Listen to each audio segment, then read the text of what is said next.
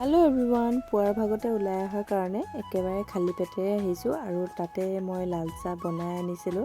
এয়া মৌচুমী আৰু মানুহজন আহিছে, লগতে জানটো। আমি আটাইকেইটাই এঠাইত ৰৈ লৈ এতিয়া লাল চাহ একাপ খাই লৈছোঁ। আচলতে আমি চাৰিজন আহিছোঁ যোৰহাটত অৱস্থিত ঢেকীয়াখোৱা বৰনামঘৰলৈ বুলি। ভাদৰ মাহত যিহেতু সকলোৱে আহে, আমিও ভাবিলোঁ আহি যাওঁ বুলি, কিন্তু ভিডিঅ'টো দিয়া লেট হৈছে। ভাদৰ মাহ শেষেই হৈছে ইতিমধ্যে, আৰু সকলোকে স্বাগতম জনাইছোঁ মোৰ অন্য এটি কালাৰফুল ভিডিঅ'লৈ। আহকচোন আজি ঢেকীয়াখোৱা নামঘৰৰ অকণমান পৰিৱেশটো আপোনালোকৰ সৈতে শ্বেয়াৰ কৰোঁ, লগতে কি কৰিলোঁ সেয়াও দেখুৱাই যাম।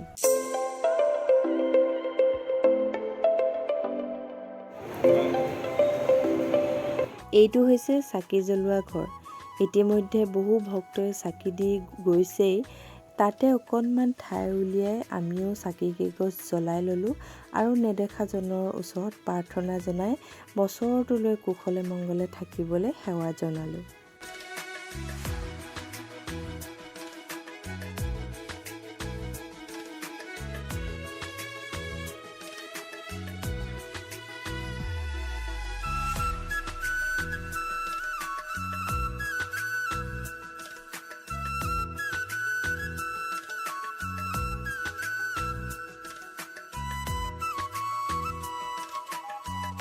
চাকি জ্বলোৱাৰ পিছতে বৰনামঘৰৰ ভিতৰত সোমাই আমি আটাইকেইজনে সেৱা জনালোঁ।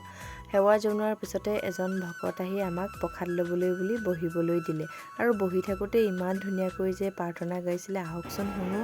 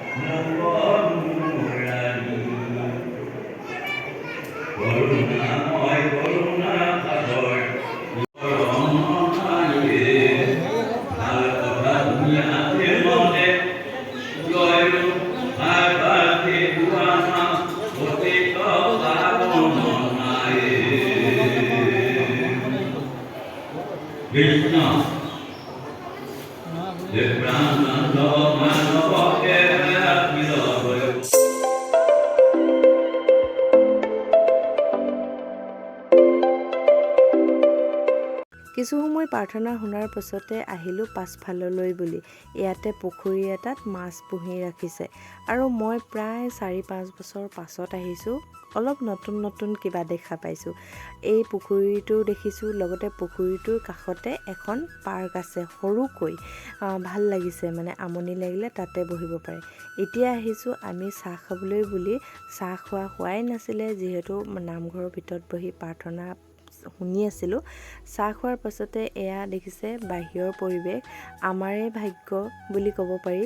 মই এবাৰ আহি বহুখিনিয়ে পাইছোঁ। চাহৰ লগতে আমাৰ ভোজনৰো খাবলৈ নিমন্ত্ৰণ দিলে, আৰু মই আগতে আহিছোঁ যদিও এইটো পৰিৱেশ পোৱা নাই। এইবাৰ পাই মোৰ খুবেই ভাল লাগিছে। মই ভাবিছিলোঁ ইয়াত থকা অকল ভকতসকলেই আহাৰ গ্ৰহণ কৰে। এইবাৰ যে গম পাইছোঁ ইয়ালৈ অহা ভক্তসকলকো আহাৰ গ্ৰহণ কৰিবলৈ দিয়ে। এয়া মোৰ ভাগ্য বুলিয়ে ক'ব পাৰি। আৰু ইমান যে তৃপ্তি লগা আছিল নহয়, দালি আৰু এখন ভাজিয়ে ভাতখিনি গোটেইখিনি খালোঁ। মানে ইমান ভাল লাগিলে, ঘৰত হ'লে এনেকৈ খাবই নোৱাৰোঁ। খুব তৃপ্তিৰে ভাত সাজ খালোঁ, লগতে ভোকো লাগি আছিলে, খোৱাৰ সময়ো আছিলে। আমি আটাইকেইটাই, মানে আমি চাৰিটাই তৃপ্তিৰে গোটেই ভাত সাজ খালোঁ। খুবেই ভাল লাগিল। ভাতটো খাই লৈ আহিয়ে আমি পুনৰ নামঘৰৰ ভিতৰলৈ আহিলোঁ, কাৰণ আমি প্ৰসাদ লোৱা নাছিলোঁ। আমাক প্ৰসাদ ল'বলৈ বুলিয়ে পুনৰ নামঘৰৰ ভিতৰলৈ মাতি আনিলে, আৰু তেওঁলোকে আমাক প্ৰসাদ দিলে, ঘৰলৈ বুলিও দিলে আৰু নিজৰ ভাগটোও দিলে। খুব ভাল লাগিলে আজিৰ দিনটো। ভাদ মাহত আহি গ'লোঁ এপাক, মনটোৱে ভাল লাগিলে আৰু বহুত আহিছে। মোৰ লগৰবোৰকো মই দেখিছোঁ ফটোবিলাকত। আৰু এতিয়া প্ৰায় 2:30 মান হৈছে, লাহেকৈ ভক্তসকলো কমি গৈছে আৰু ঘৰলৈ বুলি উভতিছে। আমিও ওলাই আহিছোঁ ঘৰলৈ বুলি, যিহেতু আমাৰ ৰাস্তা বহুত দূৰ। আমি 3-4 ঘণ্টা বাট আহিছোঁ, আকৌ 3-4 ঘণ্টা বাটৰ কাৰণে আমি ঘূৰি আহিব লাগিব। সেইকাৰণে অকণমান সোনকালেই ওলাই দিছোঁ আৰু।